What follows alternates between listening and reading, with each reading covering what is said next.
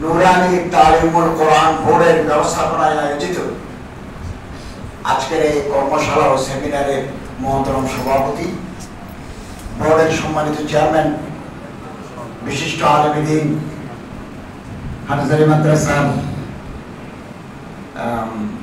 সম্মানিত মুহাদ্দিস মুফতি, ইসলামিক ফাউন্ডেশনের যাকাত বোর্ডের সম্মানিত সদস্য হযরত মাওলানা মুফতি জসিমউদ্দিন সাহেব, আসসালামু আলাইকুম।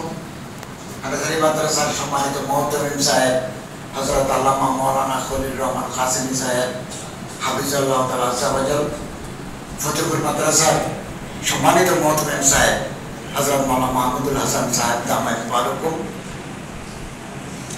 মেহফল মাদ্রাসার সম্মানিত মুহতামিম সাহেব হযরত ওসমান সাহেব, আসসালামু আলাইকুম। ওলামায়ে কেরাম, প্রশিক্ষণার্থী ভাইয়েরা, দিনদার মুসলমান বৃন্দ, আল্লাহ তাআলার শুকরিয়া আদায় করি যে আজকের এই প্রশিক্ষণ কর্মশালা এবং সেমিনারে হাজির হতে পারলাম। আলহামদুলিল্লাহ, আমি জেনে অত্যন্ত খুশি হয়েছি নুরানি তালিমুল কোরআন বোর্ড তার প্রতিষ্ঠা লগ্ন থেকে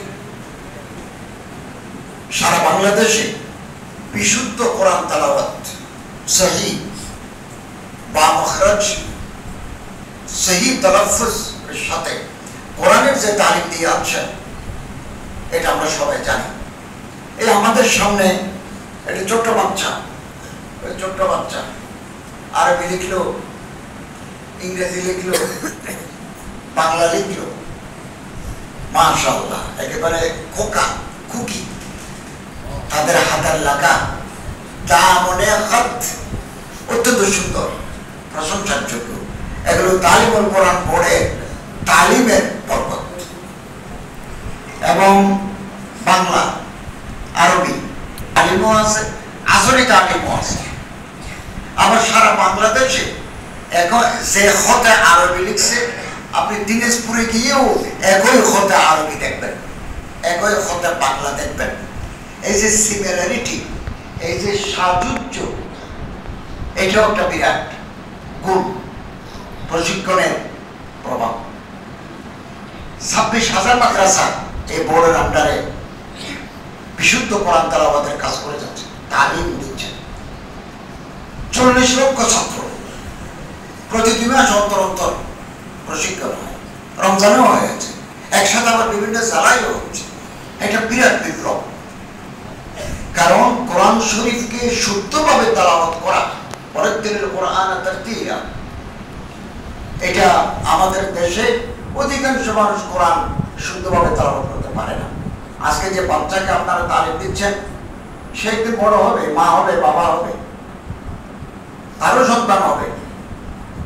এভাবে পরম্পরায় আমরা সুন্দর কোরআন তেলাওয়াত এবং সূরা ইয়াসিন, সূরা মুলক, সূরা আহজাব, এই সমস্ত সূরাগুলো, এই সমস্ত সূরা কাহফ এই ছাত্রছাত্রীদের মুখস্থ করায়, জানাজা নামাজ শিখায়, তাহারত, ওযু কালাম, এই নিয়মাবলী এখানে শিখায়। ফলে খুব অল্প দিনের ভিতরে বাংলাদেশের বিভিন্ন জেলায়, থানায়, গ্রামে এই নুরানি পদ্ধতির তালিম জনপ্রিয়তা পেয়েছে, বিস্ময়কর জনপ্রিয়তা পেয়েছে। মানুষ চায় আমার বাচ্চাটা বাংলাও শিক্ষক, ইংরেজিও শিক্ষক, আরবিও শিক্ষক, দিনও শিক্ষক, এটা চায়।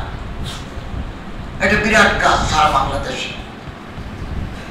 এবং আমরা আশাবাদী 88,000 গ্রামে এই কোরআনের তালিম, বিশুদ্ধ কোরআনের তালিম, আগে কোরআন যদি পড়তো মানুষ আরেক ধরনের অশুদ্ধ হয়েছে, এবং গ্রামে গঞ্জে প্রত্যন্ত প্রান্তরে এই বিশুদ্ধ তালিম ছড়িয়ে পড়বে ইনশাআল্লাহ। এবং কোরআন শরীফকে যদি আমরা শুদ্ধ করতে না পারি, তাহলে আল্লাহর কাছে আমাদের দায়ী থাকতে হবে, সমাজের উপরে লানত পড়বে অশুদ্ধ কোরআন তেলাওয়াত। মান কারাআল কুরআনা হারফান ফালাহু আশরু হাসানাত, শুদ্ধভাবে তেলাওয়াত করলে এক এক করে 10টা করে নেই। আর যদি অশুদ্ধ পড়ি, রব্বা কারিয়ান ইয়াকরাউল কুরআন ওয়াল কুরআন ইয়ালানুহু, বহু মানুষ কোরআন শরীফ তেলাওয়াত করে, কোরআন তারা অভিশাপ দেয়, লানত দেয় অশুদ্ধ হওয়ার কারণে, মানা বদলে যায়। এই জন্য এটা বিরাট কাজ, জাতিকে আল্লাহর অভিশাপ থেকে মুক্তি দেওয়ার প্রয়াস, প্রচেষ্টা। এবং আবার ট্রেনিং এর ব্যবস্থা আছে। তরবিয়ত ছাড়া, ট্রেনিং ছাড়া পুখতগি আসে না, পাক্কা হওয়া যায় না। এটা বিরাট কাজ। এবং এই জন্য এই নসল ছোট ছোট বাচ্চা এখানে পঞ্চম শ্রেণী পর্যন্ত পড়ে কেউ যদি মাদ্রাসায় পড়তে চায়, আলিয়া সুযোগ আছে, কওমি সুযোগ আছে, স্কুল সুযোগ আছে, সুযোগ আছে। এবং পৃথিবীর বিভিন্ন দেশে নানাভাবে ছাত্রদের ভিতরে দিনের আলো ছড়িয়ে দেওয়ার কাজ চলছে। গোটা দুনিয়া ব্যাপী কোনো না কোনো সেকলে যাচ্ছে। এবং তার ভিতরে এই নুরানি বোর্ডে বাছাইকৃত কি যাবে এবং থাকবে পঞ্চম শ্রেণী পর্যন্ত, কম নয়। এটা তার সারা জীবনে কাজ দেবে, সারা জীবনে কাজ দেবে। আমি এই যে ছোটকালে দিনই তালিম, আগে ছিল মক্তব, আগে ছিল ফোরখানি, এখন হয়েছে নুরানি, এটা কিন্তু আমাদের সমাজের চেহারা পাল্টেছে। আমি এদিন 26শে মার্চ বঙ্গভবনের দাওয়াতে গেছি, যেহেতু এটা রাষ্ট্রীয় প্রোগ্রাম, ওখানে গেছে। মাগরিবের নামাজে ইমামতি করলেন বাংলাদেশ সেনাবাহিনী প্রধান। আমি ওই নাস্তা খাই, আসতে আমার দেরি হয়ে গেছে, দেখে জামাত শুরু হয়ে গেল। ইমামতি করতেছেন সেনাবাহিনী প্রধান। এবং জামা প্যান্ট টাকলার উপরে। তারপরে একদিন আপনি কি প্রোগ্রামে গেলাম, আমি তো আগে গেছি, বিএনপি লোকে বসছি, সেনাবাহিনী প্রধান আসছেন। এসে আমারে বললেন যে আপনি কি নামাজ আদায় করছেন? আমরা নামাজ আদায় করে ফেলেছি। তিনি আবার নামাজ আদায় করেন। আমি শুনেছি যখন এই সেনা সদর দপ্তরে নামাজের সময় হয়, উনি 5-7 জন অফিসারদেরকে নিয়ে ওই রুমের ভিতরে উনি নামাজ আদায় করেন। তা আমার মনে হয় এই যে ছোটকালে কোরআনের তালিম পেয়েছে, আলেম ওলামাদের সোহবত পেয়েছে, দিনদারির সোহবত পেয়েছে, এটা আমলে জিন্দেগিতে পর্যন্ত প্রভাব দেখা দিচ্ছে। এটা বড় কথা। আজকে যে ছোট বাচ্চা, ছোট মাকে আমরা লেখাপড়া শেখাচ্ছি, হতে পারে একদিন আমরা থাকবো না, সে এই ছোট বাচ্চা, ছোট মেয়ে দেশের, দশের, রাষ্ট্রের উচ্চ পর্যায়ে গিয়ে খেদমতের সুযোগ পাবে। তো আল্লামা ইকবাল রহমতুল্লাহ বলেন, বরখুদ নজর কুশা সে তো হে দামনে মরঞ্জ দর্শিনা এ তো মায়ে তমামে নেহাদা। প্রথম দিন যখন চাঁদ উঠে, চাঁদটাকে তেহে দামন, চিকন চাঁদ। এখন চিকন চাঁদ যদি মনে করে পৃথিবীর অন্ধকার তো বেশি, জাহালত তো বেশি, এই অন্ধকার কি করে দূর করবো? তা আল্লামা ইকবাল বলেন, মারঞ্জ গমগীন মত পড়ো, দর্শিনায় তো মায়ে তমামে নেহাদা। তোমার বুকের ভিতরে সারা মাসের চাঁদ লুকিয়ে আছে। আজকে প্রথম দিন, কালকে দ্বিতীয় দিন, এভাবে যেতে যেতে হেলাল হয়ে যাবে বদর, পূর্ণচন্দ্র পৃথিবীকে আলোকিত করে ফেলবে। এটা কিন্তু বিপ্লব, নীরব বিপ্লব। এই নেই নসল, আগামী প্রজন্ম যারা এই সমাজ চালাবে, রাষ্ট্র চালাবে, তাদের ভিতরে কোরআনের তালিম, দ্বীনি তালিম। আজান দিলে মসজিদ ভর্তি, আজান দিলে মসজিদ ভর্তি। এই যে সমাজ পরিবর্তন, এই কওমি, এই নুরানি তালিম কোরআন বোর্ডের মাধ্যমে যাচ্ছে।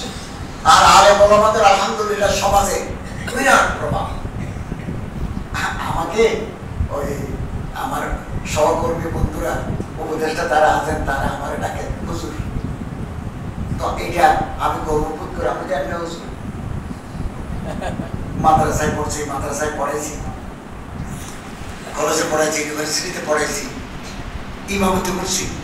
একেবারে সরকারের দায়িত্ব নেওয়ার আগের জুমা পর্যন্ত আমি হারি শহরে মসজিদে খুতবা দিতাম।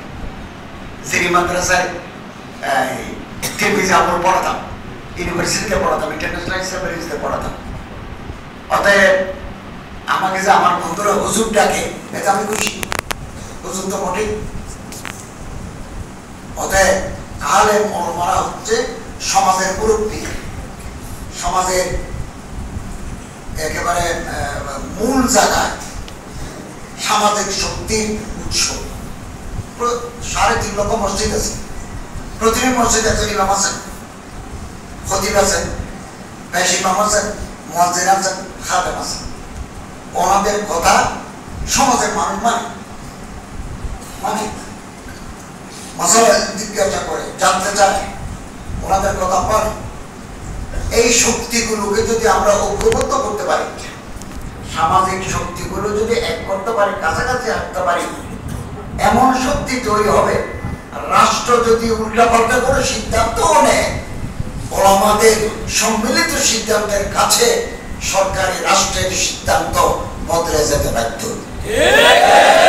বলবে যে দেশের জনগণ তো সেটা চায় না, আলেম ওলামারা চায় না। এই দেশে এখনো কোনো ডাক যদি আসে, কেউ যদি কোনো কথা বলে, মুহূর্তের ভিতরে আমার হোয়াটসঅ্যাপ ভর্তি হয়ে যায়, উল্টা বললেও করতে হয়, সোজা বললেও করতে হয়। বিভিন্ন এজেন্সি, সরকারি গোয়েন্দা সংস্থারা আমাদেরকে রিপোর্ট করেন, গভর্নমেন্টের টপ লেভেল থেকে আমাদের এখানে রিপোর্ট করেন যে উনিকে এই আলেম ওলামাদের এভাবে করছে না। অতএব অন্তর্বর্তীকালীন সরকারের আমরা যারা 24 জনের মতো আছি, আমি একজন মাদ্রাসার ছাত্র, বাকিগুলো নিচে নিচে পড়লেও পুরো তাকবীর করে নাই, তাকবীরে হাদিস করেন নাই। আগামী দিনে আমি মনে করি, আশা করি, আগামী দিনে 300 পার্লামেন্টের আসন আছে। আলেমরা যদি জনগণের সাথে আরো মিশতে পারে, তাহলে আগামী দিনে 50 জন আলেম যদি এমপি হয়, 3-4 জন যদি মন্ত্রী হয়, দেশের চেহারা পাল্টে যাবে। এই জন্য জনগণের সাথে আমাদের সম্পৃক্ততা, connectivity with the general people, সাধারণ মানুষের কাছে সাথে আমাদের যোগাযোগ রাখতে হবে। তাহলে তাদেরকে আমরা সহি আকীদার তালিম দিতে পারবো, সহি কোরআনের তালিম দিতে পারবো, সহি নির্দেশনা আমরা দিতে পারবো। আমাদের আরো মেহনত করতে হবে, আরো এগিয়ে যেতে হবে। এই দেশ আমাদের সবার, এই দেশ থাকবে। এখানে আলেম ওলামাদের প্রভাব, যথেষ্ট প্রভাব আছে, এবং জনগণ আলেম ওলামাদেরকে মহব্বত করে। আলেম যাতে জাতির জন্য আল্লাহ তাআলার বেপায়া রহমত। হযরত আল্লামা মুফতি শফি সাহেব রাহমাতুল্লাহ আলাইহি বলেন, কোন এলাকায় কোন দেশে যদি আলেম না থাকে, বাইরের দেশ থেকে আলেম আনা ওয়াজিব।